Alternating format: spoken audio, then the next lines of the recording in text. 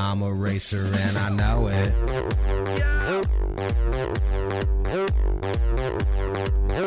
I'm a racer and I know it. Hello and welcome, racer fans, to another episode of This Week in Racer Rifle. My name is James Lowry, and we'll be meeting up with Coach Alan Lollar in just a moment. He's on location in Pat Spurgeon Range, and he'll be explaining to us how exactly the rifle team's electronic targets work as he prepares them for the NCAA qualifying match this weekend. Also later in the show, we'll have assistant coach Ashley Rose and her insights into this year's team. So let's get started, racer fans. As you can see, racer fans, Pat Spurgeon Range is currently being set up so they can host the NCAA qualifier. In just a moment, we're going to talk with Alan Lollar, and we're going to get him to explain to us exactly how one of these college rifle targets work. All right, racer fans, we're here in Pat Spurgeon Range with Coach Alan Lollar. Coach, go ahead and explain to us exactly how this target works. Jim, they are electronic scoring targets, and they use sound in order to score the location of the shot. There are 4 microphones in what's called the sound chamber, and they triangulate the position of the bullet or the pellet as it breaks paper. This target is open right now so that you can see so that you can actually see what the insides look like.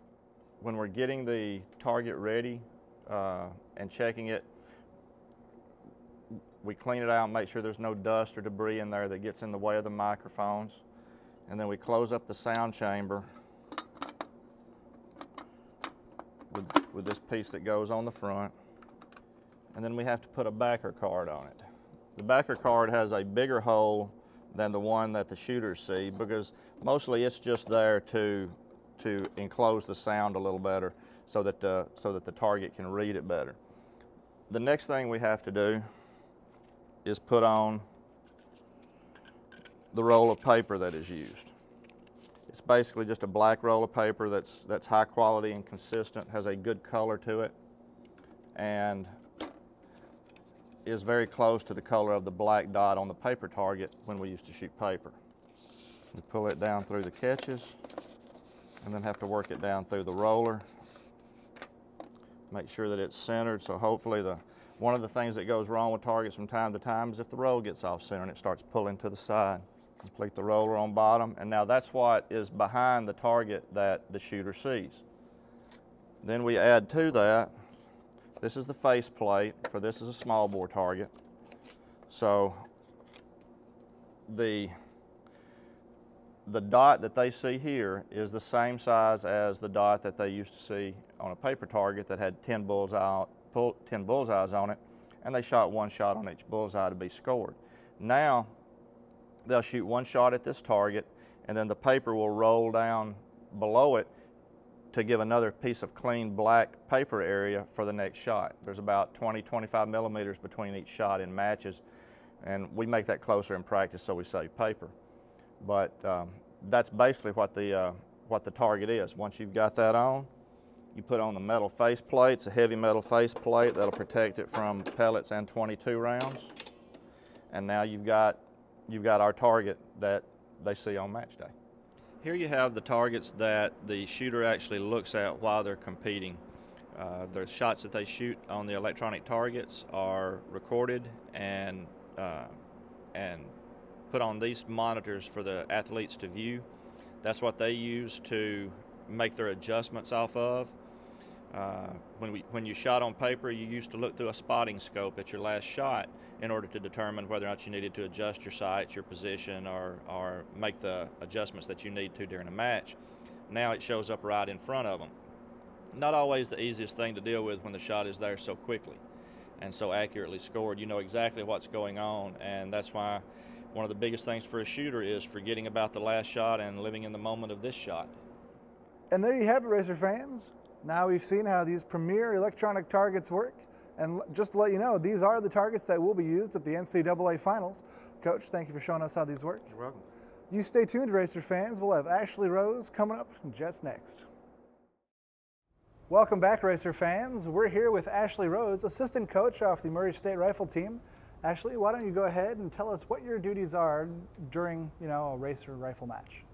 Well, normally it's similar to the coaching duties, but I do more of the technical aspects, like make sure the targets are in the right position and make sure that they are ready for the match to start. And it's a lot with the computer system during a match rather than really making sure that our athletes are ready, because they usually come into the match ready. We do all of our preparation before they actually get there. So on match days, it's more of a technical aspect rather than a coaching aspect. All right, now speaking of the preparation, I know I've seen you in that back room on the rifle range, tinkering around with screwdrivers and Allen wrenches. What is it about the rifles that needs to be adjusted in preparation for a big match? Well, normally we always torque our rifles before a match, and that's just basically unscrewing screws that attach the barrel to the stock and making sure that they're consistent every single time. We also make sure that everything's tight, like the sights and the butt plate and the cheek pieces and everything, so that they're not loose while we're in position, or that the shooters are in position. That's really all that we have to make sure of. Usually everything else is set from practice, so it's just match day. It's just kind of making sure the process is right. All right. As the assistant coach of the Racer Rifle team, you've been able to see them shooting all year. In your opinion, how have they looked as a whole this year? I think that our guys and girls, they've definitely grown this year through the beginning to now, and a lot of it's because we're such a young team that last semester we really worked on the technical side of everything, with 2 freshmen traveling all the time and 1 sophomore and 2 juniors that we've been counting on consistently. We really worked with our freshmen to be sure that their positions are right, their guns are set right, and everything. So this semester it's been more of a mental struggle, that they have to work mentally and they have to understand how to overcome their mind, basically. So seeing our freshmen especially grow from the technical aspect to really understanding what it takes mentally has been really great to see.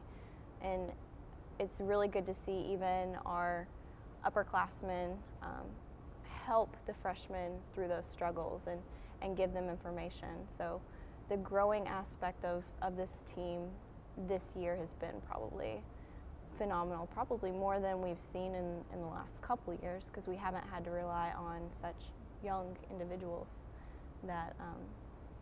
as this year. All right, now as you've said, the team has come a long way this year. How do you think they're going to be doing at the NCAA qualifier, which is being hosted at our own Pat Spurgeon range? I think that they're ready for this weekend. They are definitely, it's at home, and they're very comfortable shooting at home, as we've seen throughout the year, because that seems to be where we've had our highest, best matches, best scores. So I'm very much looking forward to seeing them put it all together, put the technical side of everything with the mental side of everything, and just do what they do every single day and shoot some 10s, because that's what they're capable of.